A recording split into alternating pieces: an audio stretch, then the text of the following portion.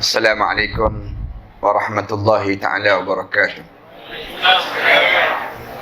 Alhamdulillahirabbil alamin. Wassalatu wassalamu ala asyrafil anbiya'i wal mursalin wa ala alihi wa sahbihi ajma'in. Subhanaka la ilma lana illa ma 'allamtana innaka antal alimul hakim. Bishrah li sadri wa yassir li amri wahlul 'uqdatam min lisani yafqahu qawli. Rabbi yassir wa la tu'assir wa tammim bil khair. Qala Allah Ta'ala fi kitabil aziz ba'da a'udzu billahi minasy syaithanir rajim. Bismillahirrahmanirrahim. Alam yajidka yatiman fa'awa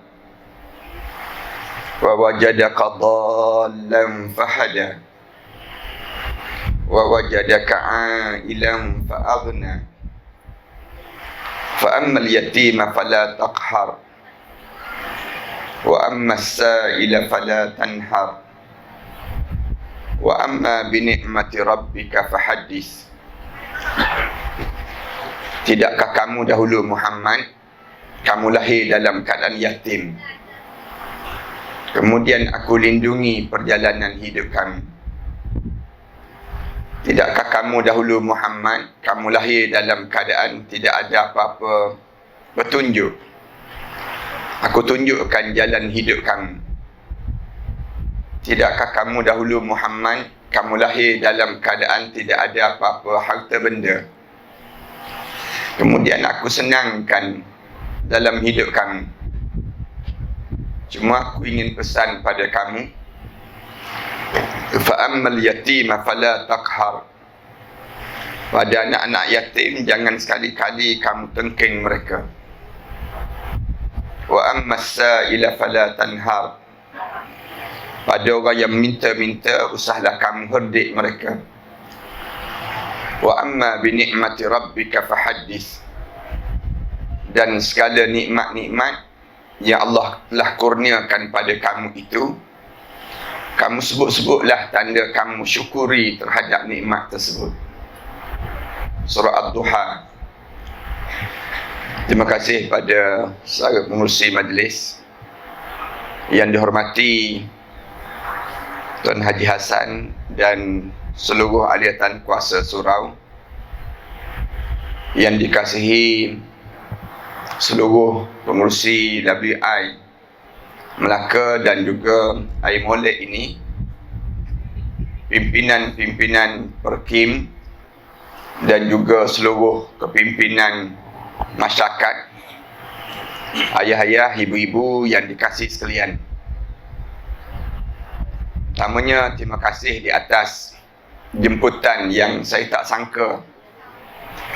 Saya dijemput datang di kawasan ini sebab saya di antara ahli keluarga kampung inilah.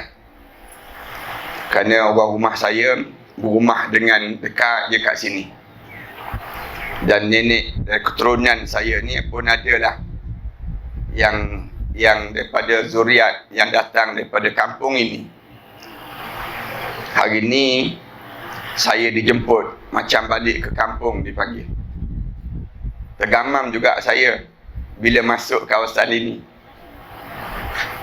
Bila saya dapati di kawasan ini, nenek daripada anak saya ini berada di sinilah. Saya dapat zuriat daripada ada seorang ustaz yang daripada sini menjadi pensyarah di UiTM, Tuan Haji Ahmad, Profesor Madia Ahmad Jailani. Anak perempuan beliau tersebut isteri saya. Dan saya dapat zuriat 2 orang daripadanya. Maknanya orang kampung ni lah saya.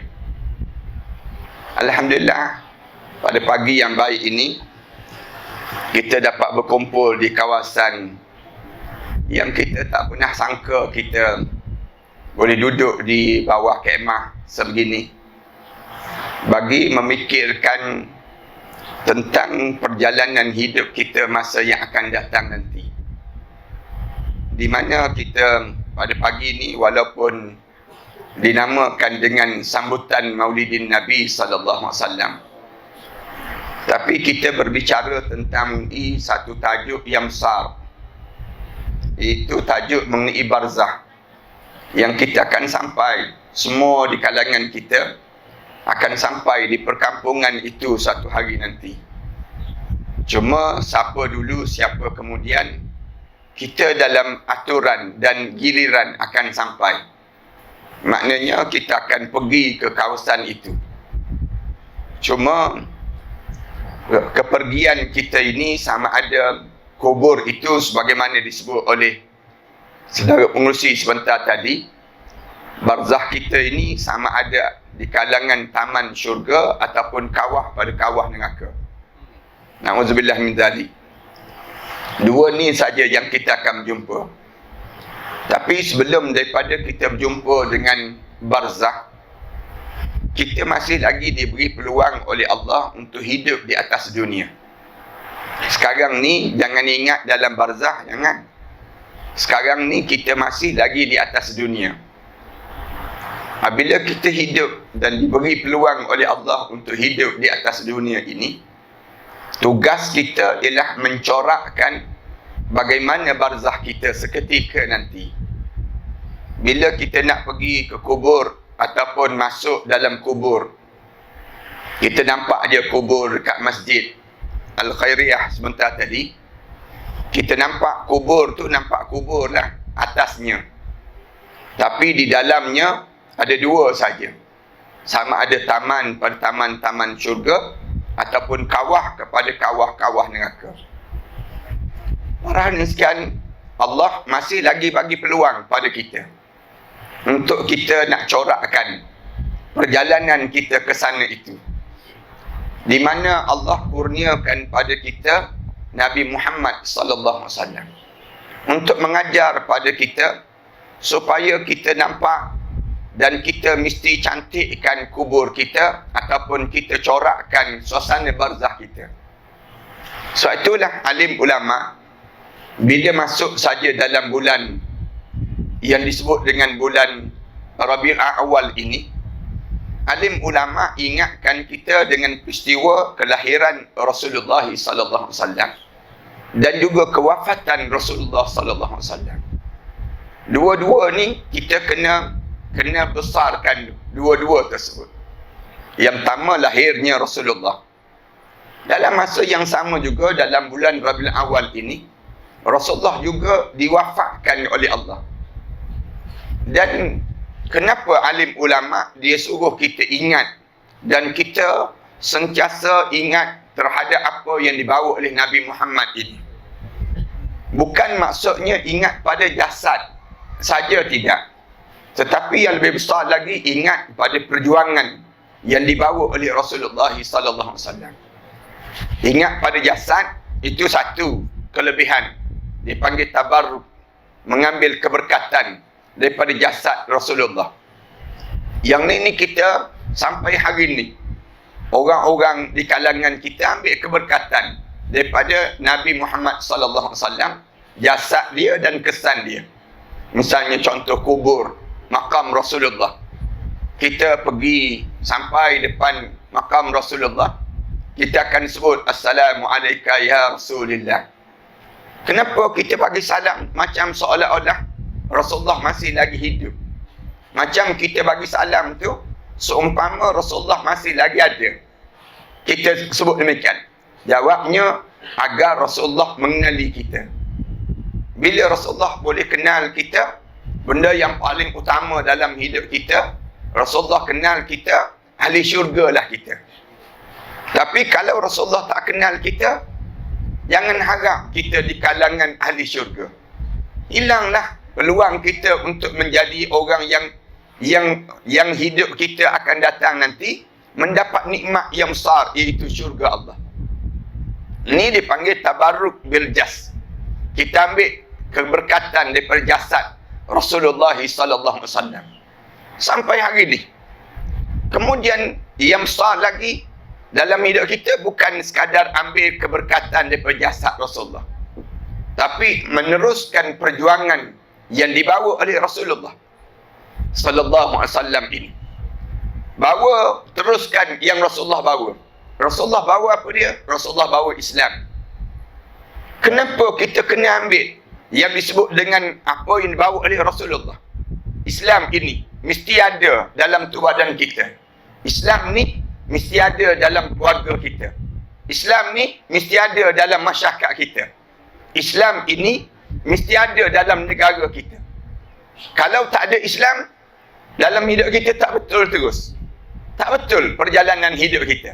Akan sesat. Tak sama dengan yang kita sentiasa ulang. Dalam doa kita, dalam solat kita, kita sentiasa sebut, ihdinas siratal mustaqim.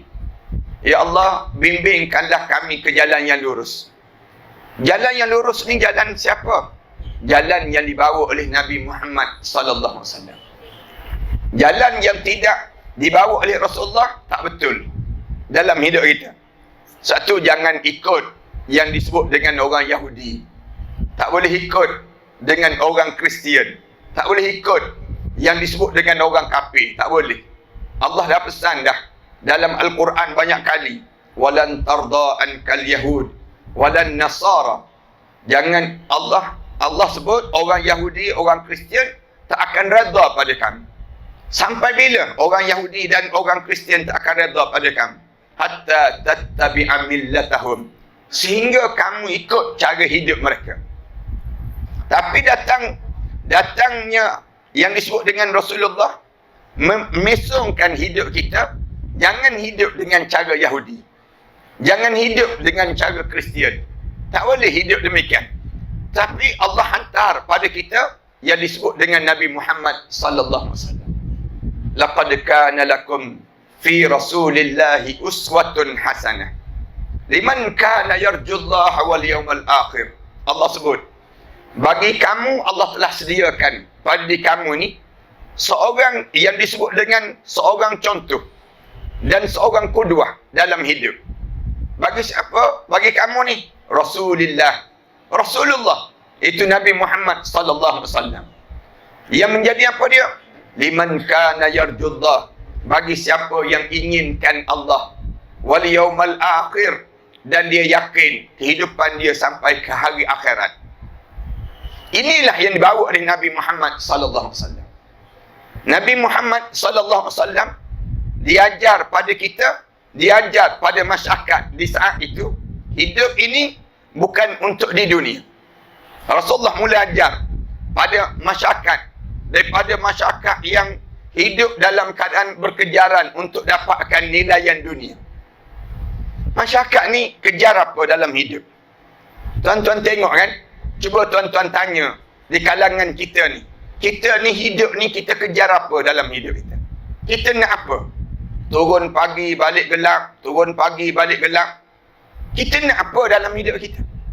Cuba tanya sikit di kalangan kita ni. Kita nak apa yang sebenarnya?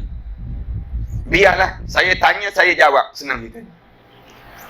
Orang kita nak harta kan? Yang ni kejaran. Masyarakat kita ni bukan masyarakat kita je. Masyarakat sebelum daripada ni pun, zaman Rasulullah dahulu pun berebut harta juga. Masing-masing berebut harta. Nak pada harta, nak pada jawatan, nak kepada kedudukan. Ini kejaran yang manusia berkejar. Orang kita turun pagi balik gelap, turun pagi balik gelap. Kadang-kadang turun hari ni, minggu depan baru balik. Kadang-kadang balik setahun, balik-balik jumpa dengan anak tak boleh cakap Melayu dah. Cakap Indonesia dah. Enggak mau dia sebut macam. Dalam hidup dia. Kenapa? Sibuknya kita. Sibuknya cari harta. Orang kita nak kejarkan harta. Biar banyak harta. Kita tanya balik, kalau harta dah banyak, untuk apa? Harta ni, kalau dah banyak-banyak sangat, nak buat apa? Saya pernah tanya seorang toke Cina, saya pergi ceramah di Pengerang, Johor. Saya pergi ceramah di Pengerang, Johor, dia ada sangkar dalam laut, sangkar ikan. Saya waktu mana dibawa oleh tentera laut Raja Malaysia ni, TLDM ni, bawa saya ke sangkar tersebut dengan kolonel-kolonel, dengan jeneral ni, tanya tokey sangkar tersebut. Saya naik di sangkar ni, dia ada sangkar dia banyak kat tengah laut. Di laut, di antara Malaysia dengan Singapura tersebut. Income dia, pendapatan dia 280,000 sebulan. Anak 2 orang saja. Pakai slipper je atas sangkar tersebut. Slipper Jepun je yang dipakai. Saya naik atas sangkar tersebut, saya tengok pendapatan dia banyak dengan ikan kerapu, ikan siakap yang dibela, dengan ikan merah dan sebagainya. Saya tanya dia, Tokey, duit banyak-banyak untuk apa? Duit banyak ni sampai 280,000 sebulan. Income pendapatan dia beratus ribu tiap-tiap bulan ini. Duit banyak ni untuk apa? Duit kita ni, kalau kita jadi macam dia pun, kalau banyak sangat untuk apa? Untuk apa kita banyak-banyak sangat duit? Nak rumah besar mana dalam hidup? Nak kereta semewah mana dalam hidup kita? Kita ni, kalau duit banyak sungguh, nak makan apa dalam hidup? Nak makan apa lagi dalam hidup ini?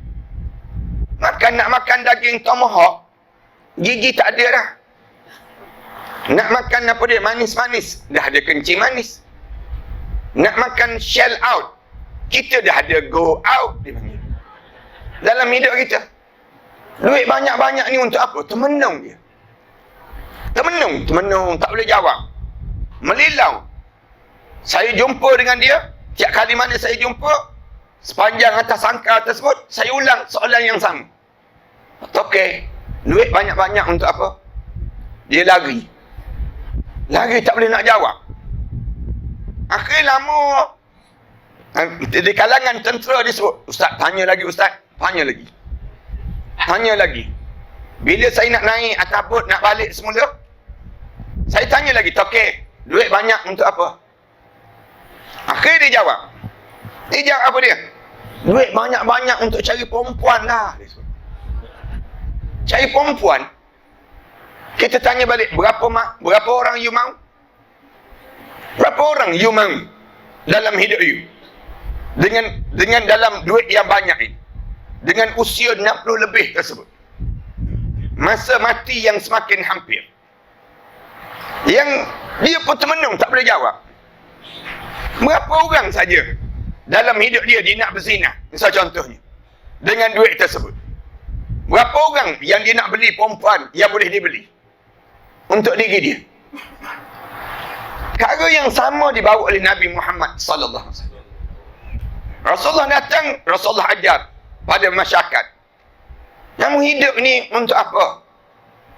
Kita hidup atas dunia ni untuk apa? Duit banyak.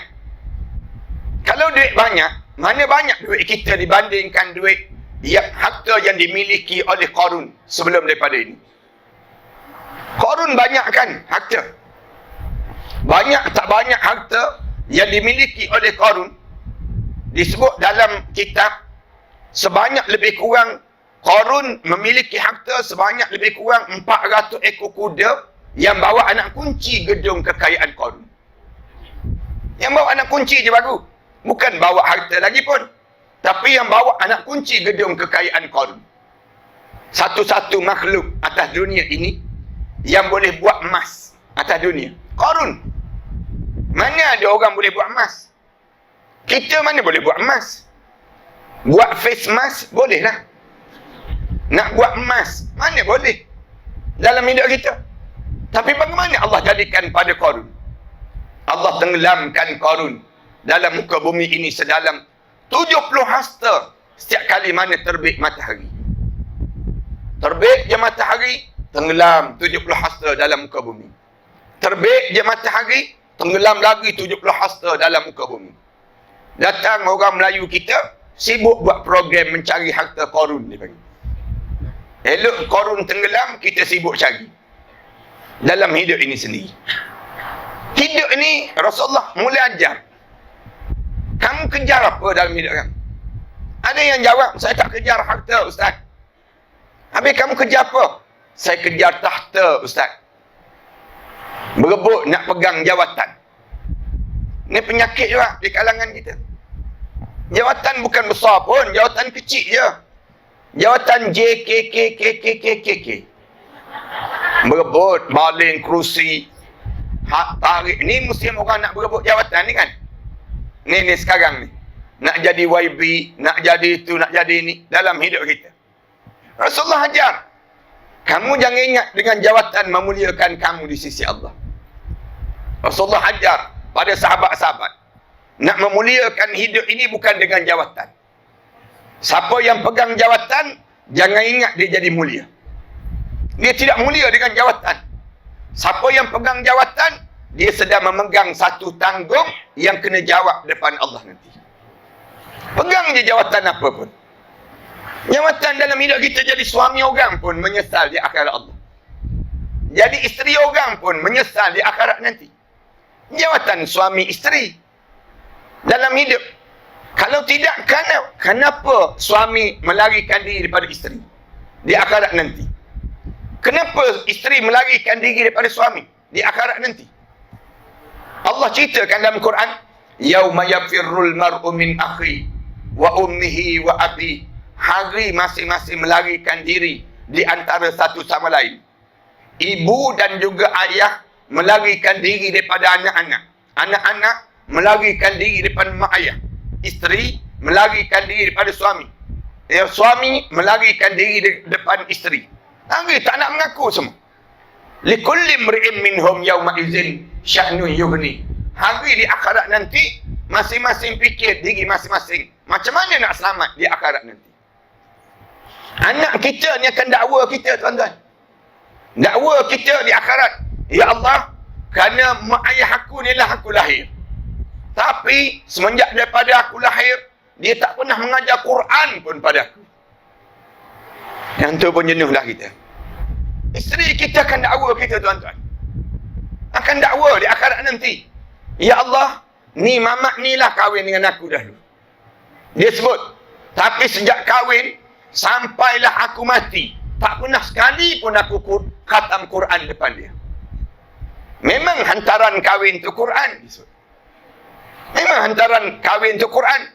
Tapi semenjak kahwin, tak pernah pun aku khatam Al-Quran dalam hidup aku depan suami aku. Suami akan dakwa isteri, ya Allah, perempuan inilah yang aku kahwin ni. Tapi tiap-tiap hujung bulan hilang je duit aku. Dia akan sebut di akhirat. Masing-masing akan dakwa-dakwi berlaku. Kenapa tak tunai tanggungjawab? Tak tunai tanggungjawab. Bila kita jadi AJK surau, AJK masjid, semuanya akan disoal. Jadilah apa pun jawatan. Jadi ketua kampung, minta maaf ni kalau ada ketua kampung, akan ditanya oleh Allah di akhirat nanti. Allah akan tanya, kamu ketua kampung kan? Ya. Dalam kampung kamu berapa orang yang tak tutup aurat? Dalam kampung kamu berapa orang yang tak solat? Kamu sendiri tu pergi tak semayang berjemaah? Tanya soalan demikian. Tu sikit je. Tanya. Buatnya Allah tanya panjang, tanya lagi. Dalam kampung kamu berapa orang isyak dadah? Dalam kampung kamu berapa orang yang melakukan perzinaan? Dalam kampung kamu berapa orang yang minum air ketum? Tanya soalan demikian je. Jenuh kita nak menjawab. Ni jawatan. Kang saya sebut ni, semua letak jawatan tak kena gaya. Sebut demikian. Anggaplah ustaz kalau begitu. Bukan maksud saya bukan demikian. Tapi maksud saya tunaikan tanggungjawab. Jawatan ini nama lagi tanggung yang kena jawab. Yang kena jawab di akhirat nanti. Habis tu rasa mulia apa dengan jawatan? Yang sampai kita berebut sama-sama kita. Sama-sama kita berebut. Sama-sama orang Islam berebut. Yang untung siapa? Orang bukan Islam. Orang bukan Islam tepuk tangan bagus. Berkelahi lagi orang Islam. Bila berkelahi orang Islam, kami boleh merintah dibandingkan dengan orang Islam yang berpecah itu. Ini akan berlaku dalam hidup itu. Kalau jawatan ini dimuliakan oleh Allah, mana besar jawatan kita dengan jawatan Fir'aun? Fir'aun jauh lebih besar daripada kita kan? Besar tak besar jawatan Fir'aun, sampai peringkat Allah rakam kata-kata Fir'aun. Bila Fir'aun tu, dia rasa hebat, lalu dia pergi mengaku, ana rabbukumul a'la, aku Tuhan yang paling agung. Waktu mana dia mengaku dia Tuhan, terkejut Iblis. Iblis terkejut. Katanya Iblis. Ada juga makhluk manusia pergi mengaku dia Tuhan. Iblis sendiri pun tak mengaku dia Tuhan. Iblis pun sedar diri, senang cerita. Fir'aun ni kenapa pergi mengaku dia Tuhan? Manusia Fir'aun. Kenapa pergi mengaku dia Tuhan? Kerana dia tak pernah rasa sakit. Fir'aun kencing manis tak pernah kena. Fir'aun gaut tak ada gaut. Disebut dalam kitab, Fir'aun tak pernah bersin. Bersin pun tak pernah. Dalam satu kitab yang lain disebut, Fir'aun tak pernah menguap. Menguap pun tak pernah. Kita ni cuba tunggu kejap-kejap lagi. Tunggu kejap je lagi. Menguap terus tak kena lagi. Tapi jangan pula tak menguap, merah mata-mata. Orang tanya kenapa tak menguap? Lawan Fir'aun sekali Ustaz. Nak lawan Fir'aun dia ni. Nak sebutnya jawatan tak dimuliakan oleh Allah. Kalau Allah muliakan Fir'aun dengan jawatan dia, kenapa Allah tenggelamkan Fir'aun dalam lautan dan Allah jadikan walaupun tenggelam, jasad dia itu tidak dihancurkan oleh Allah. Allah jadikan jasad dia tu kekal. Kekal dengan tujuan nak suruh tunjuk pada manusia. Inilah simbol manusia yang paling kejam atas dunia ini sendiri. Fir'aun ni kejam tak kejam, sampai hari ni kita rasa kezaliman yang dilakukan oleh Fir'aun tersebut. Kejam Fir'aun. Rasa zalim tak zalim Fir'aun. Dia hidup pun dia zalim pada orang. Dia mampus pun dia zalim bagi pada kita. Sampai hari ni kan, kalau kita nak tengok mumia Fir'aun tu, kena bayar 70 pound seorang. Sikit lagi darah kita. Padahal dia dah mampus lah.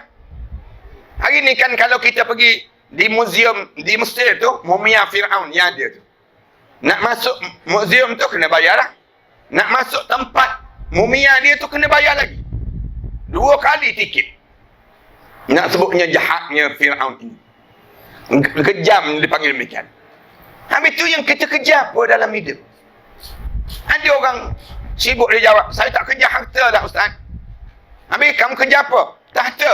Tahta pun saya tak kejar. Habis kamu kejar apa? Saya kejar rupa Ustaz. Rupa saya biar sentiasa cantik. Rupa saya biar sentiasa muda. Saya tak nak jadi tua. Ada orang kita kan, kalau orang panggil dia pakcik, marah dia. Apa pakcik-pakcik? Abang lah. Anak dia. Oh, ada seorang sahabat saya panggil seorang nenek, yang umur dia 87 tahun. Nenek, paling dia. Apa nenek-nenek? Kakak lah. Aku ada power lagi tahu dia. Umur 87 tahun ada power lagi. Orang kita mana nak jadi tua? Nak tahankan rupa. Tak nak jadi tua. Sanggup makan pil anti penuaan. Tua juga dia. Makan, pakai lotion anti kedutan. Kedut juga dia. Dalam hidup. Naknya cantik. Naknya lawa. Kan sebab tu toke-toke kosmetik semua kaya-kaya. Toke-toke kosmetik kan. Cuba tengok. Dia maklumkan pada orang ramai. Dia sebut pada orang ramai. Cantikkan. Serlahkan kecantikan anda. Tunjukkan kecantikan anda. Dia ajar demikian. Yang dia tu tak cantik-cantik langsung. Dia suruh orang lain tunjuk kecantikan dia. Gambaran bagaimana nak sebutnya kecantikan yang diusahakan. Kalaulah cantik ini menjadi kemuliaan, maka hinalah Bilal bin Rabah. Hinalah yang disebut dengan Sa'ad bin Mu'az radhiyallahu anhu. Nak sebutnya ramai lagi sahabat-sahabat yang lain. Tapi Allah tak pernah pandang pun pada wajah dan rupa pada seorang. Allah tak pandang kita bagaimana jasad kita. Innallaha la yanzuru ila suwarikum wa ajsamikum. Allah tak pandang pun luaran kamu, jasad kamu. Allah tak pandang. Sebab Allah yang bagi pada kamu. Allah yang jadikan kita. Kita janganlah terpedaya dengan kata-kata mereka. Jangan kita ingat kita ni tak cantik. Allah jadikan kita ni cantik. Laqad khalaqnal insana fi ahsani taqwim. Aku jadikan manusia secantik-cantik kejadian. Kalau tak perasan lagi kita ni cantik, Pensyarah saya waktu mana belajar kat Al-Azhar dahulu, dia kata, kalau kamu tak sedar diri kamu ni cantik, Allah bagi pada diri kamu cantik, kerap-keraplah pergi ke zoo negara. Cuba bandingkan muka kamu dan badan kamu dengan makhluk dalam zoo tersebut. Nak sebutnya, memang Allah jadikan kita ni cantik, mulia dalam hidup kita ni. Habis tu, dalam hidup kita ni cantik-cantik kita ni boleh bertahan ke? Tak boleh bertahan pun. Sampai satu masa, usia kita menjadi senja. Masa kita semakin tua. Dulu bukan main lagi kita menjadi rebutan orang. Sekarang orang nak menang, muka kita pun menyampah. Kenapa tak sama lagi dengan dahulu? Nak gambarkan dalam hidup kita. Kenapa? Allah tak jadikan kecantikan ini berkekalan pada seseorang. Allah nak ajar pada kita, masa kamu akan berakhir dengan dunia. Dunia ni akan terakhir. Yang diajar oleh Rasulullah. Lalu Rasulullah ajar terus. Dalam hidup ni, jangan kejar harta. Jangan kejar tahta. Jangan kejar yang disebut dengan rupa. Sebaliknya hidup ini mesti mengejar syurga. Hidup ini mesti kejar syurga. Ayah-ayah, ibu-ibu, kalau kalian tak kejar syurga, kalian akan terlepas syurga. Yang kita akan jumpa neraka sekejap lagi. Neraka je yang kita berjumpa. Yang inilah yang dibentuk oleh Rasulullah. Rasulullah bentuk pemikiran manusia, sahabat-sahabat di waktu itu. Sampai hari ini, kita dibentuk. Macam mana? Kamu kena dapatkan syurga. Bila kamu akan dapatkan syurga? Bukan di dunia. Tapi bila? Bila kamu masuk ke barzah sebentar lagi. Masa kamu masuk dalam barzah, masa start daripada kamu mula masuk ke alam barzah, kamu nampak syurga ke neraka untuk diri kamu. Sebab itulah sesuai tajuk yang diminta untuk saya sebut pagi ni. Barzah yang indah untuk diri kita ini sendiri. Bila kita akan tanya, kita akan dapat jadi barzah yang indah dalam hidup kita ini. Bila kita mati sekejap lagi. Sekarang kita tak nampak lah, sebab kita tak mati lagi.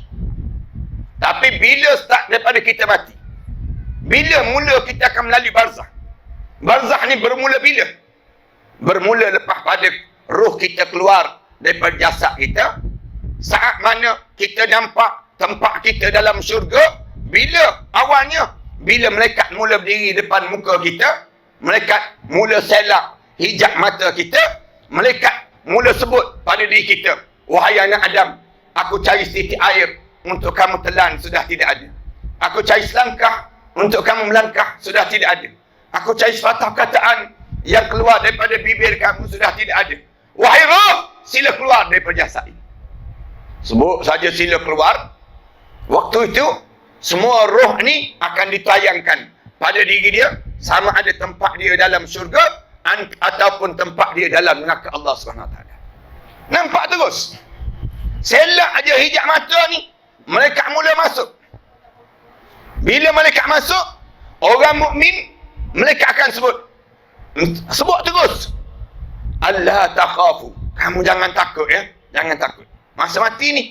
Masa mati. Allah takhafu. Wala tahzanu.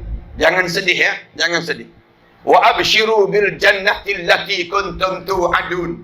Kabar gembira terhadap syurga yang telah dijanjikan oleh Allah pada diri kami. Maknanya apa dia? Waktu tersebut Rasulullah kata, tidak ada roh yang keluar daripada jasad seseorang kecuali dia nampak tempat dia dalam syurga ataupun tempat dia dalam neraka. Dua ni akan nampak terus. Sebab itulah kita boleh lihat ada orang yang meninggal dunia. Orang meninggal dunia peluh atas dahi dia. Peluh atas dahi dia. Kenapa peluh atas dahi? Dia peluh atas dahi, mercik peluh. Rasulullah kata, dia nampak tempat dia dalam syurga Allah. Bila kita tengok orang yang peluh atas dahi ni, tanda dia di kalangan ahli syurga. Tanda dia ahli syurga. Sebab dia Allah akan tunjuk tempat dia. Dia rasa macam berbaloi aku hidup. Hidup sekejap, tapi tempat aku dalam syurga. Dia mengecik. Kadang-kadang sampai mengalir peluh ni. Mengalir peluh. Dia tengok tempat dia. Dia nampak. Rasulullah cerita, gigi dia ni tersenyum. Bibir dia tu tersenyum. Senyum. Nampak? Allah puas hati aku. Hidup dalam keadaan seketika, tapi tempat aku dalam syurga. Sampai hidung ni kembang kempis. Hidung dia tu, waktu mana berlaku sakarat, kembang kempis hidung dia. Sampai peringkat, najis dia tak banyak keluar. Orang yang tidak mukmin, tempat dia, na'udzubillah min dzalik, dalam neraka, berbuih bibir ni. Berbuih yang keluar daripada mulut dia. Na'udzubillah min dzalik. Siapa yang tengok buih yang keluar daripada bibir seorang, sunat kita ambil yang disebut dengan kapas ke, tisu ke, sunat buang cepat-cepat dan doakan pada diri dia. Jangan biarkan buih itu banyak keluar, jangan. Tapi kerja kitanya ambil terus, bersihkan yang disebut dengan bibir dia tadi, kemudian baca doa untuk dia. Ya Allah, rahmati dia, kemudahan untuk dia, baca doa. Jangan pula kita tengok buih yang banyak pula, kita pula sebut, neraka dah dia. Kita sebut demikian, jangan. Tapi baca doa untuk dia. Yang terbaru kan, kita tengok yang di viral dalam TikTok tu, di perkuburan Ar-Ridwan di Hulu Kelang, di perkuburan sebelah masjid, kubur tu sebelah masjid, keluar api daripada kubur tersebut. Siang hari ni, masa sebegini, nak ke bumi jenazah seorang, tiba-tiba ada api di atas pada kubur ni, atas kubur tersebut saja. Yang berlaku ini sendiri. Keluar api daripada mana? Daripada bawah. Benda apa yang perlu kita buat? Ni kalau berlaku di kubur kawasan kita ni keluar api, dan juga berlaku yang benda yang tak baik di atas kubur, kita nampak sampai Allah tunjuk ada satu tempat keluar ular. Ular yang hitam. Banyak ular yang keluar. Nampak di kawasan kubur dia tersebut. Ular hitam yang banyak. Ada orang yang gali-gali kubur, kemudian tengok ular penuh dalam kubur dia. Dalam kubur dia. Benda apa yang sedang berlaku? Azab yang sedang ditunjukkan oleh Allah. Apa yang perlu kita buat? Ambil air Yirus. Yirus baca doa. Kemudian kita halau ular tersebut. Baca doa. Ya Allah, jadikanlah kubur ini taman-taman syurga, ya Allah. Jauhkanlah dia menjadi kawah pada kawah-kawah neraka, ya Allah. Ni di antara, nak sebutnya gambaran, bila kematian berlaku, tahu terus, orang ni ahli syurga ke orang ni ahli neraka. Sampai bila? Sampai kita ni keluar roh kita. Saya tak bercadang nak cerita satu-satu ni. Tapi nak sebutnya, sampai roh keluar daripada mata kita, naik menghadap depan Allah, turun balik, kemudian kita nampak terus siapa yang datang nak mandikan jenazah kita. Kita rasa saat mana orang buka butang baju kita. Kita rasa saat mana jenazah kita diusung untuk disolatkan jenazah. Kita nampak berapa orang yang datang untuk solatkan jenazah kita. Kita boleh bilang berapa orang, siapa orang soleh yang datang sembahyangkan jenazah kita. Kemudian kita sampai ke kubur. Bila sampai ke kubur, letak jenazah kita, nampak di hujung kaki kita tu berdiri dua orang malaikat muka dan nakir, warna hitam kebiru-biruan. Pada saat mana kita nak menghadap depan Allah, angkat je jenazah kita, turun ke dalam liang lahat, hadap muka ke kiblat, bau tanah depan muka kita. Tutup saja kubur kita tersebut dengan liang lahat, memulakan terus kubur kita menjadi taman ataupun kawah pada kawah neraka. Barzakh. Inilah yang diajar oleh Rasulullah sallallahu alaihi wasallam. Rasulullah ajar, jadikan kuburan kamu taman-taman syurga di dunia ini lagi. Jangan sampai masuk dalam kubur, orang tutup je liang lahat kita, tutup je liang lahat kita ni. Kemudian bunyi tanah, tung jatuh. Tanah ni sampai paras lutut je. Sampai paras lutut je. Ingat betul-betul ni yang saya sebut ni. Orang tengah ke bumi kan lagi jenazah kita ni. Diri dah malaikat muka dan nakir depan muka kita, mula halau salat kita, halau haji kita. Tiba-tiba orang air molek ni, jangan ada seorang pun sebut qala rabbirji'un. Malaikat tolong bagi tahu pada Allah, aku nak kembali hidup di atas dunia. Jangan sebut. Jangan sebut ya, ingat ni. Saya sebut sekejap je lagi. Dalam kubur sekejap lagi, jangan ada di kalangan kita sebut qala rabbirji'un. Mereka tolong bagi tahu pada Allah, saya nak hidup balik, saya nak hidup balik. Ni Allah cerita ni. Perangai manusia ni yang masuk dalam kubur, perangai orang Islam. Tapi dia masuk dalam kubur dalam keadaan tak bersedia untuk mengindahkan kuburnya, mencantikkan kuburnya. Tiba-tiba dia sebut pada malaikat, qala rabbirji'un. Malaikat, tolonglah bagi tahu kepada Allah sekejap, saya nak hidup balik. Nak buat apa? Kalau kamu boleh hidup balik, kamu nak buat apa? Dia jawab, la'alli a'malu salihan fi ma tarak. Kalau saya boleh hidup balik, saya nak buat balik amalan salih yang saya tertinggal waktu mana saya hidup dahulu. Malaikat jawab terus pada dia, kalla, jangan harap kamu boleh hidup balik. Innaha kalimatun huwa qailuha. Mulut dia sebut, kata nak hidup. Wa min waraihim barzakhun ila yaumi yub'atsun. Sedangkan di belakang kamu sedang melalui barzakh sampailah kamu dibangkitkan balik pada hari kebangkitan nanti. Allahu Akbar. Jangan sebut marahan sekali. Kenapa nak hidup balik ni? Ni yang sebut nak hidup balik ni, dia tahu pula amalan soleh tu yang dia tertinggal. Menandakan apa dia? Dia mesti orang Islam. Kalau kita boleh dengar suara dalam kubur tu meraung, bagi tahu pada Allah, bagi tahu pada malaikat, nak hidup balik. Sebut, nak hidup. Tolonglah nak hidup. Kenapa nak hidup? Ada yang dia tertinggal waktu mana dia hidup di atas dunia ini yang dia tak lakukan. Yang ni yang menyebabkan, menjadikan kuburnya tak menjadi indah langsung. Macam mana kita nak suruh kita mengindahkan barzakh kita ni, kubur kita ni? Ni salah satunya cara. Saya nak sebut, ingat 3 perkara ni. 3 perkara ni mengindahkan kubur di kalangan kita. Yang pertama, tolong jaga hati masing-masing. Hati ni tak ada orang boleh jaga kecuali kita. Kita dengan Allah. Hati ni mesti sentiasa bersih. Tak boleh kotor. Kotor dengan apa? Dengki, cemburu, kemudian dendam. Yang ada orang sebut, saya tak halal dia dunia akhirat. Dia sebut demikian.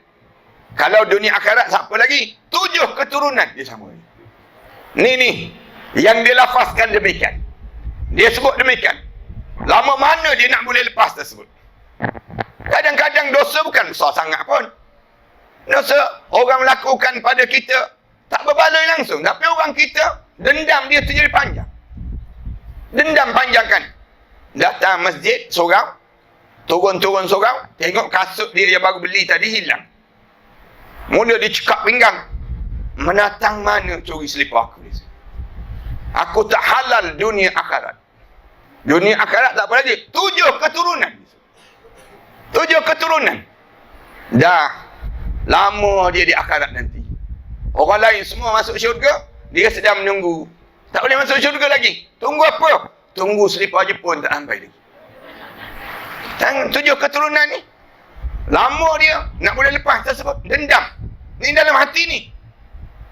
Dan jangan mati di saat mana hati kita kotor. Hati kita kotor ni bagaimana? Tak ada Islam di dalamnya. Allah pesankan tiap-tiap hari Jumaat di khatib akan sentiasa pesan, wala tamutunna illa wa antum muslimun. Jangan biarkan diri kamu mati kecuali saat mana kamu mati kamu betul-betul Islam. Apa maksud betul-betul Islam? Kita ni tak betul lagi ke dengan Islam? Ya, ramai yang tak betul dengan Islam. Tak yakin pun dengan Islam. Tapi kita yakin dengan apa? Yakin dengan selain daripada Islam. Orang kita kalau dia yakin dengan Islam, kenapa dia tak boleh baca Quran? Kenapa dia tak boleh baca Quran? Kalau betul kita yakin dengan Islam, kita mesti boleh baca Quran. Tapi berapa ramai orang kita tak boleh baca Quran? Saya ulang banyak kali di mana-mana pun. Orang kampung saya ni, jangan ada seorang pun yang tak boleh baca Quran. Dia meninggal dunia. Siapa yang tak boleh baca Quran, dia meninggal dunia di saat mana dia tak boleh baca Quran, dia masuk dalam kubur tu, confirm dia tak lepas menghadap depan Allah nanti. Tak lepas dia. Tak percaya cuba try mati, tak percaya. Nak tengok lepas ke tak lepas. Masuk dalam kubur je, malaikat tanya terus, Quran boleh baca Quran? Tak boleh. Quran tak boleh baca? Tak boleh. WhatsApp boleh. WhatsApp boleh baca, Quran tak boleh baca. Baca WhatsApp tu sampai berkali-kali dah handphone jatuh dalam muka. Malam kan nak tidur tu kan, baca tu lepong 2-3 kali dah. Handphone jatuh, tegak balik. Handphone jatuh, tegak balik. Nak tidur. Quran ada macam tu. Quran. Kenapa tak boleh baca Quran? Kenapa tak boleh baca Quran? Kalau yakin akhirat Allah dalam hidup kita, Nabi Muhammad ajar, Quran mesti dipelajari. Mesti dibelajar, mesti dibaca dalam hidup kita. Tak baca Quran ni lah yang menyebabkan hati kita keras. Yang kita tak baca Quran ni lah yang menyebabkan kubur kita tak jadi indah. Bila kita nak baca Quran? Orang yang rajin baca Quran sebelum mandi subuh. Innal Quran al-fajr. Sesungguhnya Al-Quran yang dibaca sebelum mandi subuh. Kana masyhuda. Bila dia mati nanti akan menjadi peguam bela pada di dalam kubur nanti. Masuk dalam kubur hari pertama tu, bila orang letak dia, jenazah dia, hadap muka ke kiblat tu, mereka dah mula berdiri halau solat kita, zakat kita, haji kita, Quran tak boleh dihalau. Quran tak boleh dihalau. Quran ditanya oleh malaikat, kenapa kamu tak pergi? Yang lain semua dah pergi, kenapa kamu tak pergi? Katanya Quran, aku menjadi peguam bela padanya. Allah arahkan aku untuk menjawab setiap peramalan dia. Kamu tanya pada aku akan jawab bagi pihak dia. Orang kita tak boleh baca Quran. Tak boleh baca Quran dalam hidup ni. Siapa yang tak boleh baca Quran, tolong datang berjumpa dengan pengurusi AJK di kalangan persatuan kita ni. Bagi tahu betul-betul. Perkumpulan Lovely Eye ini, kita panggil mana lagi ahli-ahli kita yang tak boleh baca Quran. Panggil semua. Perkem sama juga, panggil. Orang yang baru masuk Islam, panggil. Ahli qaryah, panggil semua. Siapa yang tak boleh baca Quran lagi? Jangan kalian mati kecuali kalian yakin hidup ini dengan Islam. Jangan demikian. Salah satu tak yakin bila tak boleh baca Quran. Tanda hilang keyakinan kepada barzakh yang kita nak cantik dan indahkan dia. Orang yang baca Quran ni, Allah jadikan kelebihan yang banyak dalam hidup dia. Mudah dalam setiap urusan hidup dia. Di dunia, dalam kubur pun mudah. Sampai di akhirat, dia akan jadi mudah. Habis itu kenapa kita tak baca Al-Quran? Kenapa kita tak boleh baca dan kita hafal ayat-ayat suci Al-Quran Karim ini sendiri? Kena ada dari kita. Siapa yang tak boleh baca, datang bagi tahu pada AJK elok-elok. Saya tak boleh baca. Saya tak boleh baca. Menangis tak esak-esak. Tolong saya, tolong. Bantu saya. Sebelum saya mati. Sebelum saya masuk dalam kubur. Bagi tahu elok-elok.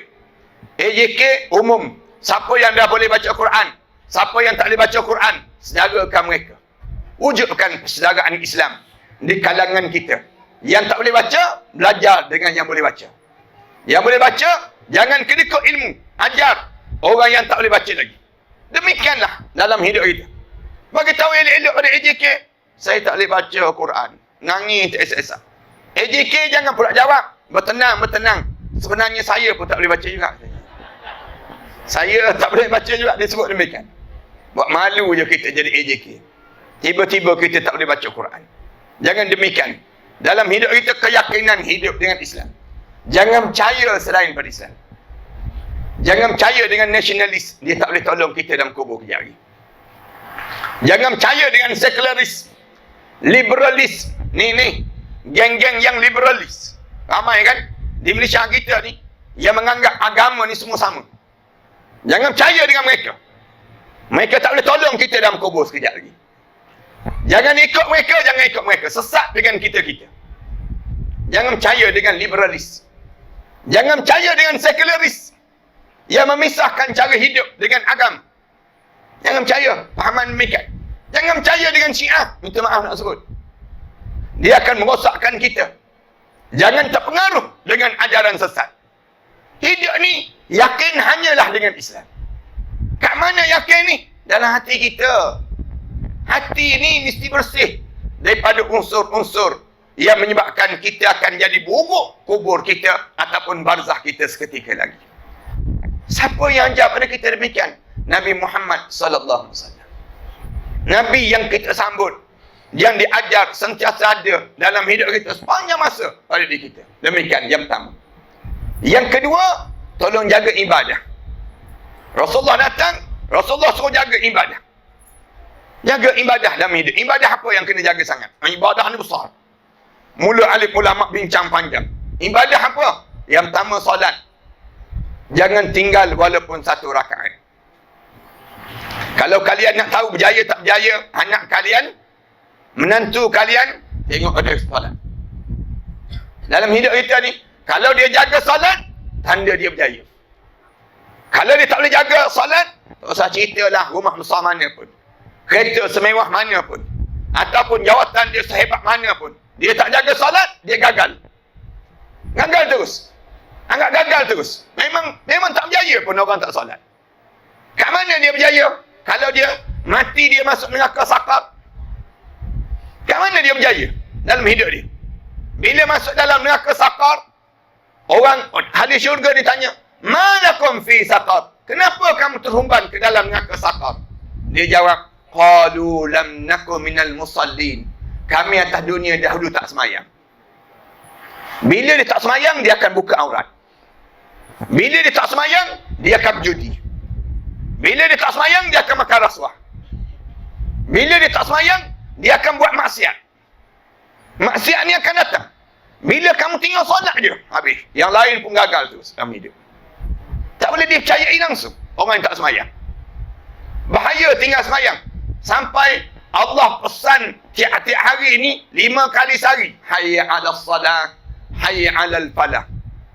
Ni 5 kali sehari ni Allah umumkan pada orang ramai. Sebab tu disunatkan Bilal raung sekuat mungkin suara kalian. Nak bagi tahu pada orang, biar kamu bagi tahu mewakili Allah bahawa siapa yang tak semayang, dia gagal dalam hidup dia. Gagal dalam hidup. Siapa yang pernah tinggal salat, tolonglah qada sekarang. Kalau kalian ingin barzakh kalian dan saya menjadi indah seketika lagi, qada sekarang. Kata-kata tak terkira dah Ustaz, banyak sangat saya tinggal salat. Buka balik jadual, buka balik kalender. Sekarang kan ada kalender dalam handphone masing-masing kan.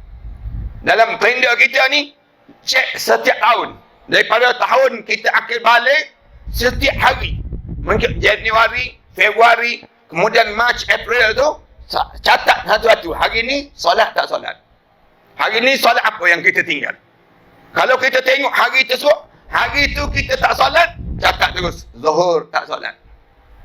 Kemudian satu waktu, kali dengan berapa waktu. Kira betul-betul. Sebelum kita mati. Sampai hari ni.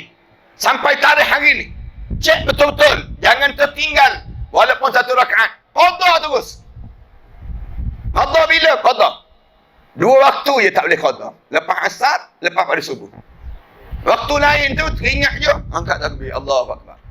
Semayang terus. Orang tanya, semayang apa ni? Qada. Jawab terus qada. Walaupun qada ni tak sama dengan yang kita tinggal. Tapi kita nak jawab depan Allah. Ya Allah, bila saya tahu saya tinggal salat, saya qada ya Allah. Secara demikian, salat dalam hidup ni. Ayah-ayah, ibu-ibu yang usia 60 tahun ke atas, jangan tinggal salat tahajud malam. Malam-malam mesti bertahajud. Jangan jadikan lena itu menjadi panjang. Dah panjang dah masa hidup kita yang kita tidur sepanjang malam. Malam-malam kalian mesti hiasi. Wajib diri kalian untuk bangun tahajud malam. Wajibkan diri kita. Umur 60 tahun dah. Mana ada kerja dah dalam hidup kita? 60 tahun dah dalam hidup kita. Kita bukan pergi pejabat dah pun. Kalau pergi pejabat pun orang halau balik dah.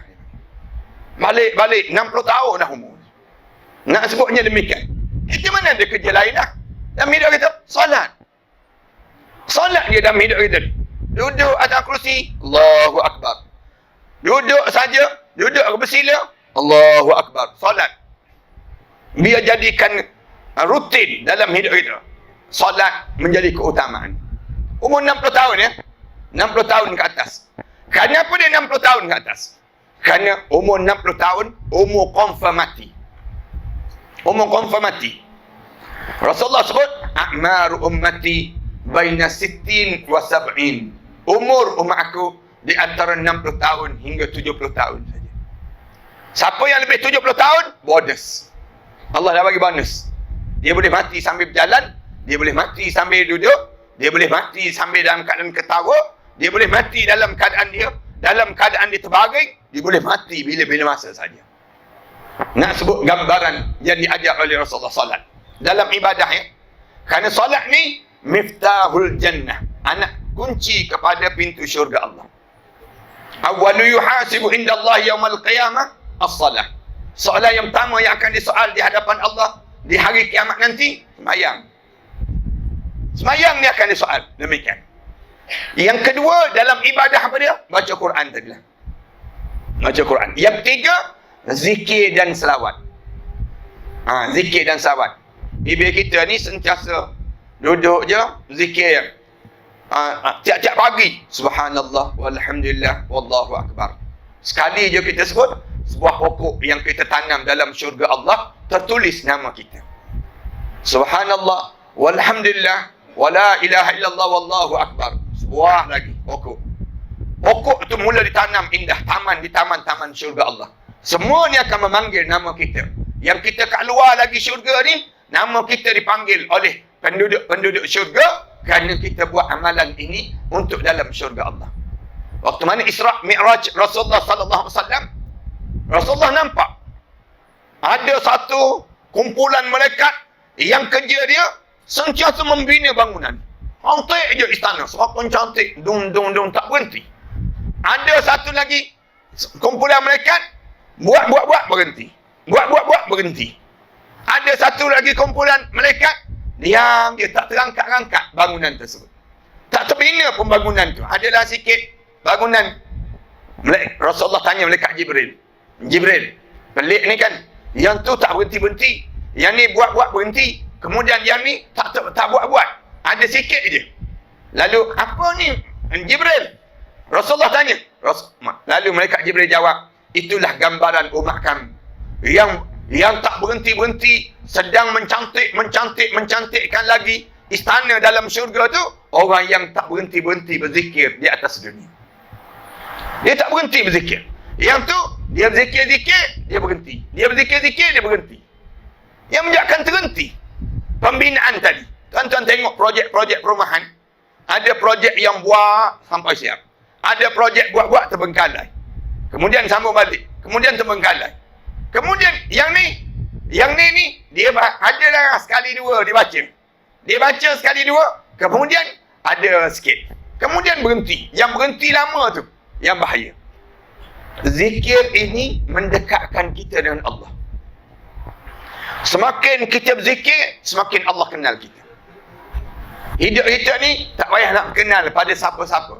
Tak perlu nak perkenalkan diri kita pada yang di-Pertuan Negeri. Tak perlu untuk kita perkenalkan diri kita kepada mana-mana pembesar atas dunia. Perkenalkan diri kita kepada Allah. Macam mana nak perkenalkan diri kita kepada Allah? Zikir. Fazkuruni azkurkum. Allah jawab demikian. Allah kata, siapa yang zikir pada aku akan kenal dia. Aku akan zikir pada dia. Azkurkum. Allah balas terus. Macam sama dengan kalimah yang Allah balas. Ud'uni astajib lakum. Kamu berdoa pada aku akan perkenankan pada kamu. Ini di antara cara Allah nak ajar pada kita supaya dalam hidup kita ni sentiasa dekat dengan dia. Zikir dan selawat. Apa lagi yang mengindahkan kubur kita sebelum kita mati ni? Harta jangan disimpan di atas dunia. Harta kita ni yang keempat, harta jangan simpan atas dunia. Harta mesti dihantar ke akhirat. Harta kita ni, ibu-ibu, jangan kalian simpan barang kemas kalian tu bertindan-tindan, bertimbun-timbun. Akhir kalian mati masuk dalam kubur, kalian tertinggal harta kalian di atas dunia ni. Yang tinggal saja tak apa juga. Suami kalian kahwin dengan orang lain pula. Kemudian dah dapat harta kalian ini pada orang lain pula. Demikian juga orang lelaki. Simpan harta untuk apa? Dia kata untuk bekalan hari tua. Siapa yang ajar? KL beli SP Ustaz. Ia ajar untuk simpanan bekalan hari tua. Simpan harta. Satu hari balik kampung dia buat rumah besar. Siap dia rumah besar. Untuk apa rumah besar di saat mana kita tua? Kita dah tua dah. Nak buat apa rumah besar lagi? Kemudian masa mati kita semakin dekat. Siap je rumah. Nak puas hati lagi beli kereta besar pula. Tak puas hati lagi, kahwin isteri besar pula ni. Masuk rumah baru. Seminggu je masuk, mati dia. Mati. Dah dapat kereta baru, dapat pada isteri baru. Isteri baru pula, habis iddah, kahwin dengan suami baru. Suami baru petang-petang, bawa kereta baru ni, round kawasan kubur kita. Kita dalam kubur tu tengok macam-macam je kereta ni. Kalau dia lalu saja tak apa juga, dia horn tu sakit hati. Dia horn, dia bawa datang dekat masjid kan, dia parking depan kubur. Kemudian dia horn, pek. Rasa nak jadi hantu maklimah balik rumah je kita. Nak sebutnya demikian. Membazir je hidup, mencari harta untuk orang. Cari harta untuk kita. Macam mana cari harta untuk kita? Mesti hantar ke akhirat. Macam mana nak hantar ke akhirat? Wakaf. Harta ni mesti diwakafkan. Mesti ada sedekah. Ini cara Islam. Mesti ada infak. Mesti ada hibah. Waktu bila? Sekarang lah. Dalam hidup kita ni. Baju dalam almari tu, janganlah orang tanya, simpan. Ni kenapa baju simpan lama-lama? Nantilah baju ni, kalau dah selim balik, nak pakai balik besok. Padahal bila dah dia nak selim? Nak sebut dalam hidup. Bagi-bagilah pada orang. Ni orang tanya, bila nak bagi baju ni? Nanti banjir bagi lah. Nanti ada orang nak kumpulkan. Jangan. Waktu mana kita sekarang kita tak guna dah. Bagi-bagi je lah. Bila kita bagi tu, di akhirat nanti kita akan berjumpa balik. Kereta kita sama juga. Rumah kita sama juga. Bagi tahu elok-elok pada anak-anak kita. Bila abah mati, mak kamu mati, jangan ada seorang pun yang berkelahi berebut harta. Kamu berebut harta, sengsara aku dalam kubur nanti. Sebab ada anak-anak kita sebut demikian. Haram kalian berkelahi. Kalian berkelahi, Allah laknatlah keluarga yang berkelahi. Sebut terus demikian. Aku tak halal dunia akhirat. Siapa yang berkelahi? Harta ni jangan berebut. Sebab ada anak-anak kita. Jangan berebut. Harta. Ambil bahagian masing-masing. Manakala rumah ni, dapat rumah ni, jangan siapa ambil. Aku nak bawa ke akhirat Allah. Sebab ada anak-anak kita. Kita cari kan, anak-anak cari rumah sendiri. Cari kereta sendiri. Rumah masing-masing ada dah kan. Kecuali yang tak ada tu lain lah. Kita boleh lah bincang elok-elok. Tapi yang dah ada ni, kamu jangan berebut lagi adik-beradik kamu. Rumah ni, aku nak bawa ke akhirat. Jumpa dengan AJK Surau. Bagi tahu pada AJK Surau. Saya mati, isteri saya meninggal dunia. Dan rumah tu, saya wakafkan. Dan saya wakafkan untuk surau. Dan juga masjid. Kemudian bila kita mati, AJK Surau masjid, ambil. Kemudian umum. Rumah tersebut rumah wakaf. Kemudian siapa yang nak beli, nak beli, dia boleh beli. Dengan harga, rumah tu berharga 300,000. 400,000. Tapi kami nak jual 150,000 saja. Buat demikian. Manakala orang yang beli tersebut, wajib datang berjemaah. Bila dia meninggal dunia, dia wakaf balik pada masjid. Surau. Kan harta orang Islam tu, duduk dengan orang Islam je. Tak boleh pergi kepada orang lain. Tak boleh pergi kepada yang disebut dengan orang bukan Islam. Dia akan menjadi milik orang Islam. Duit yang kita dapat, bukan kita nak buat masjid lagi besar. Tidak. Tapi kita nak gunakan balik duit ni, tanggung anak-anak ahli qaryah yang boleh masuk universiti, mari ambil duit ni. Sampai habis, kamu belajar, kami tanggung. Kami tanggung. Bila kamu habis belajar, nanti kamu pandailah kamu nak membiayai balik terhadap duit orang ramai yang telah membiayai pengajian kami. Anak-anak tak perlu buat pinjaman hutang dengan PTTN dan seumpamanya. Nak sebutnya gambaran bagaimana kita dapat. Orang yang meninggal dunia, masuk dalam kubur, berjumpa balik rumah dia. Cantik lagi daripada apa yang ada atas dunia. Tak percaya, cuba try mati sekali lagi. Masuk dalam kubur nanti kita tengok ada, Allah, untungnya aku dalam hidup aku. Ini yang disebut mengindahkan barzah kita. Harta benda. Yang ketiga dan yang akhir sekali lah. Yang ketiga dan yang akhir ni, saya nak sebut apa dia? Tolong jaga akhlak. Jaga akhlak. Siapa yang nak meninggal dunia, nak kubur dia cantik, akhlak dia mesti cantik. Semakin berusia, semakin cantik akhlak kita. Biar orang tengok kita ni Akhlak kita, akhlak Nabi sallallahu alaihi wasallam. Peribadi kita, peribadi Rasulullah. Biar orang nampak kita semakin tua, semakin nampak ahli syurga. Nampak kita, ibu-ibu kan, ibu-ibu yang dah berusia ni, datanglah sembahyang berjemaah. Ibu-ibu duduk kat rumah pun tak ada apa pun, rugi je. Duduk kat rumah, datang sembahyang, subuh datanglah. Datang pagi-pagi lagi. Kemudian, kita pakat kawan-kawan kita. Lepas subuh, baca Al-Quran. Nak tunggu zuhur, misal contohnya. Kalau kita balik pun, kita tidur. Ambil je bantal, intikah je dekat masjid. Kemudian tunggu sampai zuhur. Zuhur, kemudian sembahyang zuhur berjemaah. Kemudian, ni kan ada yang kita boleh buat. Sampai asar. Asar, sembahyang berjemaah. Maghrib, isyak, atau balik ke rumah kita. Hari-hari demikian. Kita lakukan. Ayah-ayah sama juga. Saya tak cadangkan masjid, niat masjid dan sebagainya. Ada van yang disebut dengan van jenazah. Rugi. Van jenazah ni, saya cadangkan tukar kepada van masjid. Angkut orang-orang tua. Orang tua, orang hidup, orang mati, kita angkut semua. Untuk datang ke masjid. Kalau kita buat van jenazah saja, orang kita tak boleh naik, kecuali mesti mati dulu baru boleh naik. Rugi kita. Lebih baiklah, kita buat van masjid, angkut orang. Ahli qaryah. Mana ahli qaryah yang nak datang berjemaah? Okey, tetapkan. Ada pemandu seorang, angkut tiap-tiap hari. Lepas zuhur, hantar balik. Kemudian, maghrib, datang lagi, kutip lagi.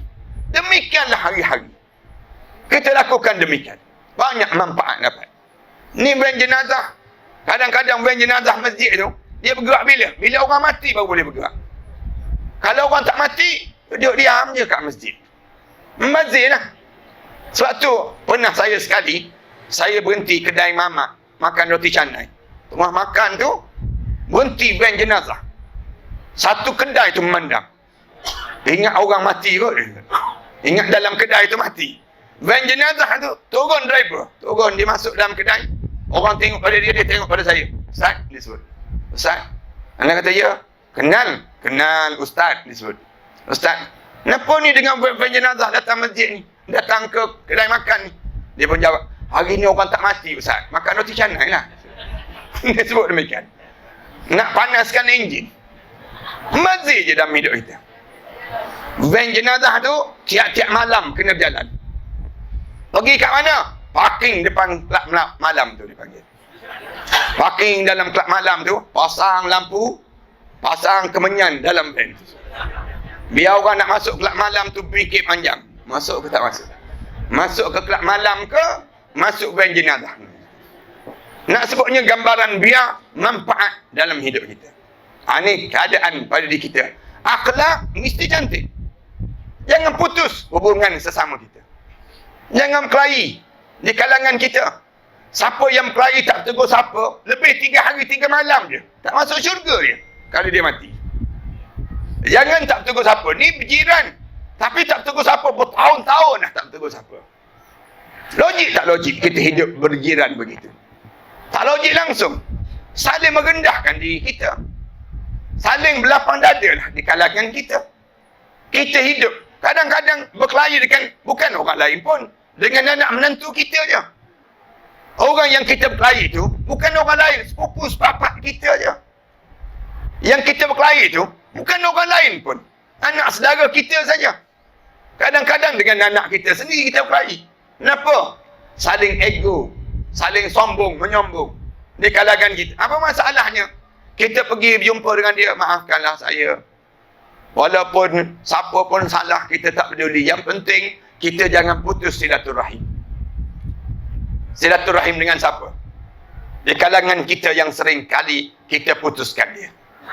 Anak lelaki, kalian sedang putuskan silaturahim dengan ibu dan ayah kalian. Ayah kita, ibu dan ayah kita. Ibu dan ayah ni tak boleh duduk dengan kita. Kenapa? Tak boleh tinggal dengan kita. Kenapa? Kerana kita menyakitkan hati mereka. Ibu dan ayah kita ni tersakit hati dengan kita. Ni orang lelaki. Orang perempuan, kalian banyak buat dosa, putus silaturahim dengan suami kalian. Suami kita. Suami ni disimpan je dalam hati dia. Kenapa dia putuskan silaturahim dengan suami dia? Kerana dia sering kali mengangkat suara di hadapan suami ni. Menengking-nengking kata-kata suami. Bercakap kasar depan suami. Suami ni pula, dia simpan kasaran isteri tadi, bercakap kasar isteri tadi, disimpan je dalam hati. Dia tak luahkan di bibirnya. Kenapa? Kerana dia nak bawa ni dosa ni sampai ke dalam kubur. Dosa ni akan terbawa sampai dalam kubur. Ibu kita sama juga. Orang lelaki sama juga. Dosa dia berkasar dengan ibu dia, tak peduli terhadap ibu dia, dia tak pandang pada ibu dia dalam hidup dia. Dosa tu terbawa sampai dalam lubang kubur. Cantik ke kubur dia nanti? Taknya. Tak cantiknya. Demikian dengan orang perempuan. Kalian jangan mati di saat mana kalian sedang menyinggung hati suami kalian. Jangan berkasar dengan suami, jangan. Jangan angkat suara depan suami, jangan. Sebagaimana orang lelaki jangan angkat suara depan mak ayah, mak mertua, ayah mertua, mak saudara dan ayah saudara. Demikian juga dengan perempuan, jangan angkat suara depan suami kalian. Kalian angkat suara depan suami kalian, tak berjumpa syurga dalam hidup kalian. Orang lelaki ni, dia memang sebelum kahwin dia banyak mulut. Tapi bila dah kahwin, mulut dia disimpan dalam hati. Orang perempuan belum kahwin tak ada mulut. Dah kahwin, mulut kat mulut dia panggil. Bila mulut kat mulut, di waktu itu dia menyakitkan hati suami. Yang ni kena jaga-jaga. Kenapa terdiam semua orang lelaki? Macam pernah kena je. Nak sebut je pada diri kita. Hari ni baru perasaan Ustaz. Nak sebut, tolong maafkan isteri kalian. Tolong maafkan isteri kita. Kalau kita nak jadi kubur kita indah dan kubur isteri kita indah. Tolong redha terhadap anak-anak kalian. Ibu-ibu jangan pendam perasaan itu pada anak menantu kita. Kalian pendam perasaan itu dalam hati kita terhadap anak menantu kita. Tak indahlah syurga untuk mereka. Jadi tak adalah ruang, kelamlah masa depan hidup mereka. Demikian juga kita. Ini kenapa? Memanjangkan perasaan tadi. Dosa dengan siapa lagi? Akhlak kita. Dengan anak yatim. Dengan anak yatim. Anak yatim ni adik-beradik Rasulullah sallallahu alaihi wasallam. Jangan tak peduli anak yatim. Orang kampung ni kena tahu berapa orang anak yatim yang ada.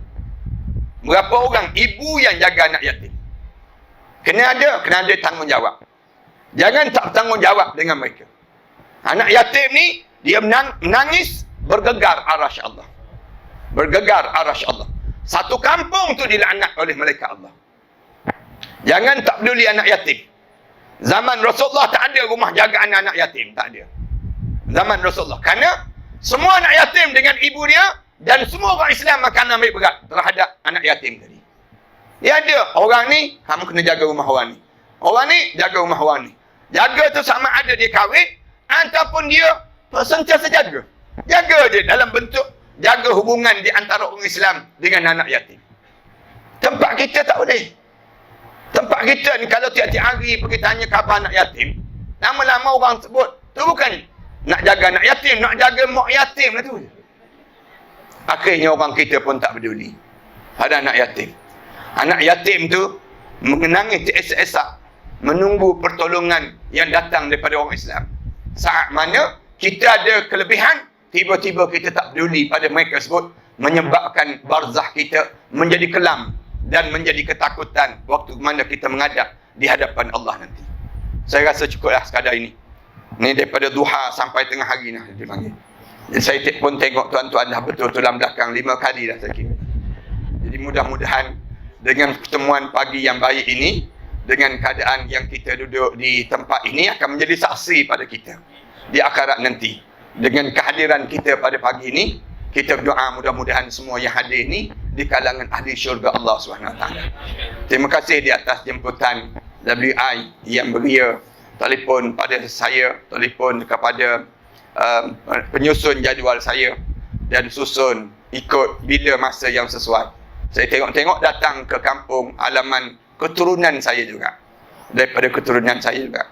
Alhamdulillah, moga-moga Allah jadikan kebaikan dengan penduduk di sini dan Allah tambahkan kebaikan yang berterusan dalam hidup kita ini, dan Allah masukkan semua yang hadir ini di kalangan ahli syurga Allah. Terima kasih sekali lagi tuan-tuan. Sebelum kita baca doa ni, saya suka nak sebut, saya karang beberapa buah kitab. Kitab ni di antara kitab Ru'yah Syariah. Macam mana nak kesan kita ni kena sihir tak kena sihir. Saya terlibat dalam perubatan Islam, dan saya dapati ramai orang kita ni kena sihir, tapi dia tak perasan dia kena sihir. Kemudian ada orang kita kena gangguan saka, tapi dia tak perasan dia sedang diganggu oleh gangguan saka. Jadi saya susun pada ayat ru'yah. Ayat-ayat ni tuan-tuan baca dalam rumah tangga kalian, baca aja. Katakanlah kita baca dalam rumah kita, tiba-tiba bunyi jatuh guli, jatuh benda yang besar dalam rumah kita, bunyi qam, kita baca dan sebagainya. Ataupun bunyi ada satu benda yang lari daripada rumah kita, ataupun bunyi cicak dan sebagainya. Itu tanda rumah tangga kita sedang diganggu oleh gangguan syaitan dalam rumah tangga kita. Ataupun kita baca ramai-ramai dalam keluarga kita, malam-malam tertentu ambil air, letak je dalam rumah tangga kita, panggil anak-anak kita, baca. Bila baca saja ramai-ramai, kemudian menguap, kemudian mengantuk, kadang-kadang jatuh terus, ubah terus, ataupun menggigil, ataupun bertempik, meraung dan sebagainya. Itu tanda berlaku sihir ataupun saka dalam keluargaan kita. Saka ni seringkali kita mimpi air banyak, kita mimpi rumah lama, kita mimpi, malam-malam tidur gigi ni bunyi kak gigi, berbunyi gigi kita. Itu tanda gangguan saka. Saka ni masalah. Siapa kena gangguan saka, lebih baik dia cepat-cepat berubat. Jangan dia biarkan gangguan saka ini berterusan. Tapi kalau kena gangguan pusaka, tak masalah langsung. Yang tu senyum-senyum je kita. Yang tu lain dipanggil demikian. Tuan-tuan baca kitab ni. Saya karang berapa buah lagi kitab. Termasuk dalam kitab-kitab ada lebih kurang 34 jenis buah kitab. Saya karang. Tuan-tuan boleh tengoklah kitab tersebut. Saya susun ini nak suruh orang kita bila meninggal dunia, semua mati masuk syurga Allah SWT. Jangan ada seorang pun yang tertinggal daripada syurga Allah. Ini usaha kita lah.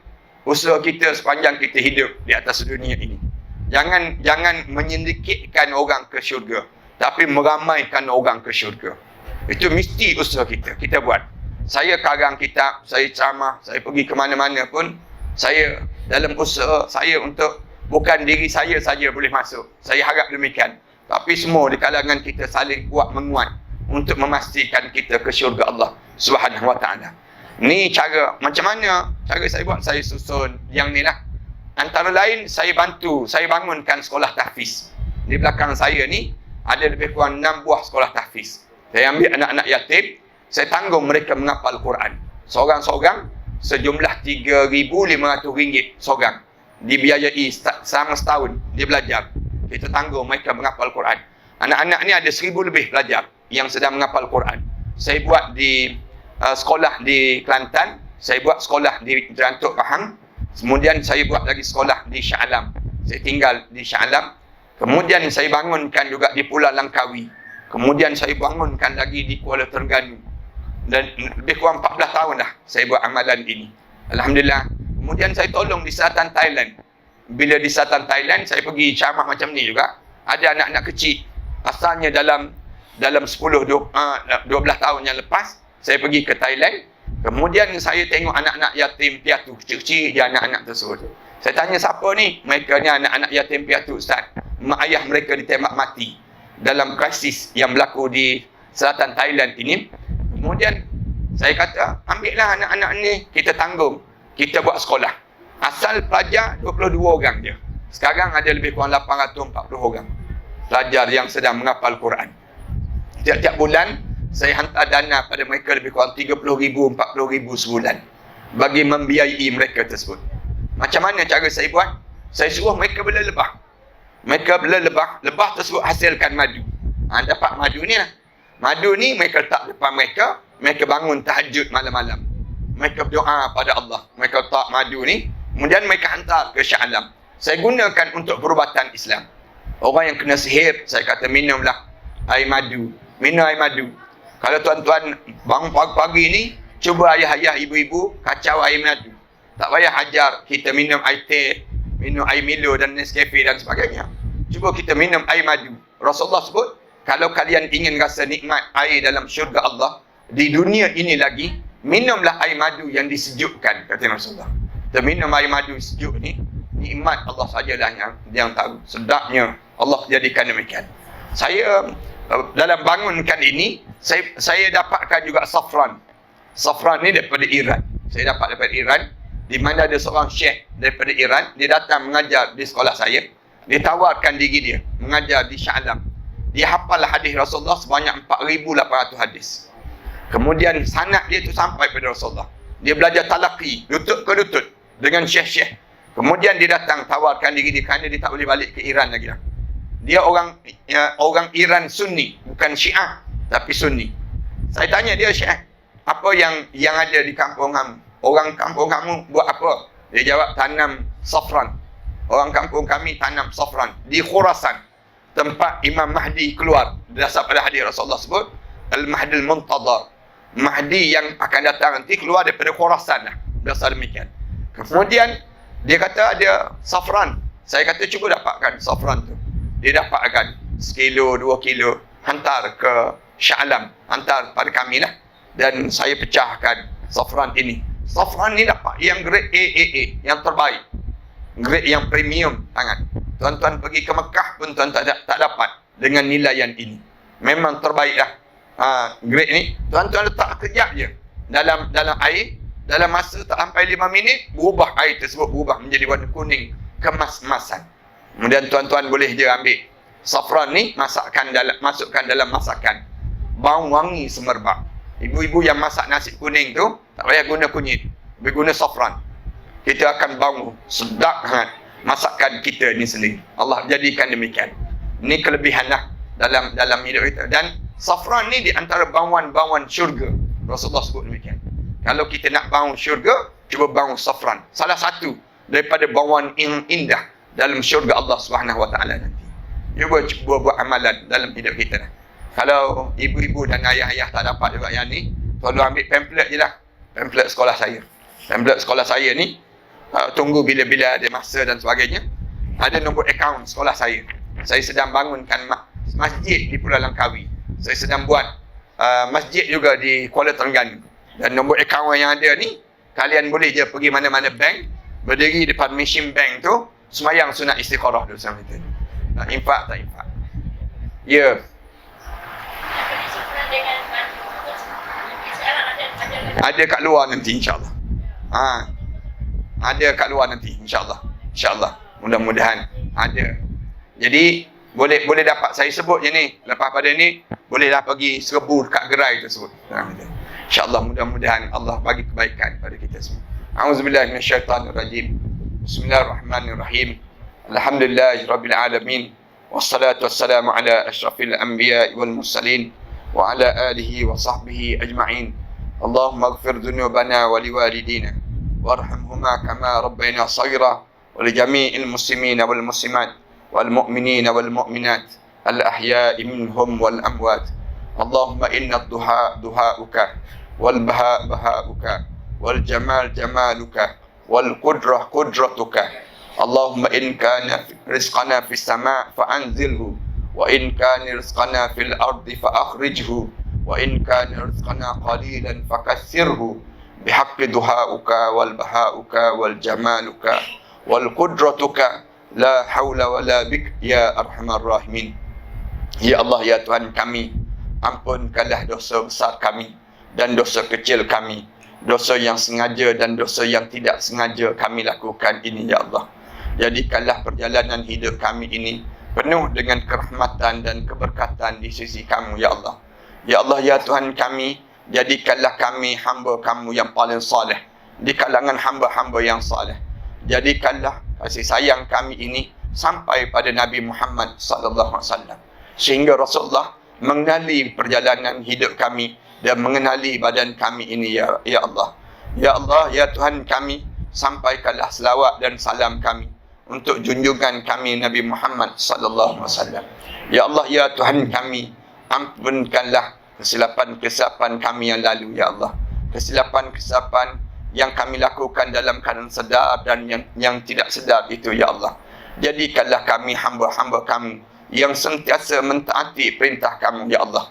Lindungilah kami daripada kejahatan mata-mata yang jahat memandang kebaikan kami, ya Allah.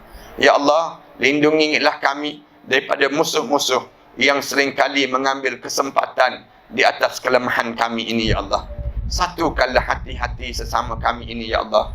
Jauhkanlah perpecahan yang membawa kebinasaan pada negara kami ini pula, ya Allah. Ya Allah, ya Tuhan kami pohon pada kamu, ya Allah, agar dikurniakan pada kami pemimpin-pemimpin yang saleh, ya Allah. Pemimpin yang boleh membawa kami ke syurga kamu, ya Allah. Jauhkanlah kami daripada mendapat pemimpin-pemimpin yang buruk, ya Allah, yang boleh menghancurkan perjalanan hidup kami pada masa yang akan datang nanti, ya Allah. Kurniakanlah kami anak-anak yang saleh, ya Allah. Anak-anak yang lembut hati mereka, ya Allah. Kurniakanlah pada kami, ya Allah, rezeki-rezeki yang diberkati, ya Allah. Jadikanlah kehidupan kami ini penuh dengan ketenangan dan kedamaian, ya Allah. Rukunkanlah hidup kekeluargaan kami, ya Allah. Damaikanlah kata bahasa yang menyebabkan tersinggung sesama kami ini, ya Allah. Jadikanlah kami di kalangan hamba-hamba kamu yang akhir kalam kami, penutup kata bicara kami di dunia ini dengan kalimah La ilaha illallah Muhammadur Rasulullah. Saat mana terbujur kaku jenazah kami nanti, ya Allah, kamu ampunkanlah dosa kami, ya Allah. Saat mana dimandikan jenazah kami nanti, ya Allah, kamu gugurkanlah dosa kami dengan guguran air yang merenjis badan kami itu, ya Allah. Saat mana dikapankan jenazah kami nanti, ya Allah, kamu putihkanlah amalan kami lebih putih daripada kapan yang balut jasad kami itu, ya Allah. Saat mana diusung untuk disolatkan jenazah kami nanti, ya Allah, kamu pilihlah anak kami yang paling saleh yang akan mengimamkan salat jenazah kami nanti, ya Allah, yang akan mengusung jenazah kami nanti, ya Allah. Saat mana kami diturunkan ke liang lahat nanti, ya Allah, kamu jadikanlah kubur kami wangi, ya Allah, daripada wangian syurga kamu, ya Allah. Kamu lapangkanlah kubur kami, ya Allah. Kamu jadikan malaikat itu berlemah lembut dengan kami, ya Allah. Jadikanlah saat itu saat yang indah dalam hidup kami, ya Allah. Di malam pertama kami di barzah nanti, ya Allah, jangan kamu sunyikan kubur kami daripada doa-doa yang saleh, doa-doa daripada anak yang saleh, ya Allah. Di malam pertama kami di barzah nanti, ya Allah, kamu ketemukanlah kami dengan arwah ayah kami, arwah datuk nenek moyang kami, arwah pasangan hidup kami, arwah anak-anak kami yang telah meninggal dunia sebelum daripada kami di Illiyin, ya Allah. Saat-saat sebegini, ya Allah, kerinduan itu seringkali bertandang dalam hidup kami, ya Allah. Rindu saat kami membesar dalam lingkungan kekeluargaan itu, ya Allah. Rindu saat kami tertidur di atas ribaan arwah ayah kami dahulu, ya Allah. Rindu saat kami tangannya menyuap-nyuap ke bibir kami dahulu, ya Allah. Rindu saat arwah ayah kami menadah tangan mendoakan kebahagiaan hidup kami, ya Allah. Rindu saat kami memeluk tubuh badan yang indah itu, ya Allah. Rindu saat kami mengucup dahinya dahulu, ya Allah. Rindu, ya Allah, kamulah yang mengetahui betapa rindunya kami pada kehidupan yang indah itu, ya Allah. Tapi sayangnya masa itu telah berlalu, ya Allah. Hanya tadahan doa ini sajalah, ya Allah, yang ditadahkan pada kami agar mereka-mereka yang telah meninggal dunia itu, ya Allah, kuburan mereka menjadi taman pada taman-taman syurga, ya Allah. Jangan kamu jadikan kuburnya di antara kawah pada kawah-kawah neraka, ya Allah. Belah kasihanlah pada mereka itu, ya Allah. Jadikanlah kebaikan kamu mengatasi daripada kemarahan kamu pada mereka, ya Allah. Ya Allah, ya Tuhan kami, ampunkanlah dosa kami terhadap kedua ibu bapa kami, ya Allah. Khususnya dosa kami terhadap ibu kami, ya Allah. Kami tahu hati ibu kami terlalu halus untuk kami, ya Allah. Ibu kami seringkali terganggu dengan kata-kata kami, ya Allah. Kami tahu, ya Allah, kami satu ketika dahulu kami mengakui kami pernah bercakap kasar di hadapan ibu kami, ya Allah. Kami pernah meninggikan suara di hadapan ibu kami, ya Allah.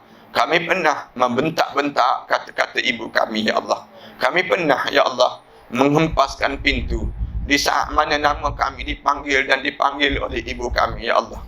Betapa kejamnya kami saat itu, ya Allah. Betapa khianatnya kami pada ibu kami saat itu, ya Allah. Ampunkan dosa kami, ya Allah. Kami tidak sengaja, ya Allah, melukakan hati ibu kami, ya Allah. Ya Allah, Kerana dosa-dosa itukah pula ya Allah yang menyebabkan anak-anak kami berkasar dengan kami saat ini ya Allah. Kerana dosa-dosa itukah pula ya Allah yang menyebabkan kata bicara kami enggan didengari lagi oleh anak-anak kami ya Allah. Kerana dosa-dosa itukah pula ya Allah hidup kami ini seringkali berantakan ya Allah. Kerana dosa-dosa itukah pula ya Allah solat kami tidak sekhusyuk dahulu lagi ya Allah. Kerana dosa-dosa itukah pula ya Allah yang menyebabkan sukar untuk kami bangun di penghujung malam ya Allah. Kerana dosa-dosa itukah pula ya Allah menyebabkan lidah-lidah kami menjadi keluh untuk membaca ayat-ayat kamu ya Allah. Kerana dosa-dosa itukah pula ya Allah yang menyebabkan doa-doa kami tidak didengari lagi di sisi kamu ya Allah. Ya Allah, seburuk mana pun kami ini ya Allah, sejahat mana pun kami ini ya Allah, sekeji mana pun kesilapan yang kami pernah lakukan di dunia ini ya Allah, sejijik mana pun dosa-dosa yang pernah kami tanggung di dunia ini ya Allah, pandanglah kami dengan pandangan rahmat kamu ya Allah. Pandanglah kami dengan pandangan rahmat kamu ya Allah. Pandanglah kami dengan pandangan rahmat kamu ya Allah.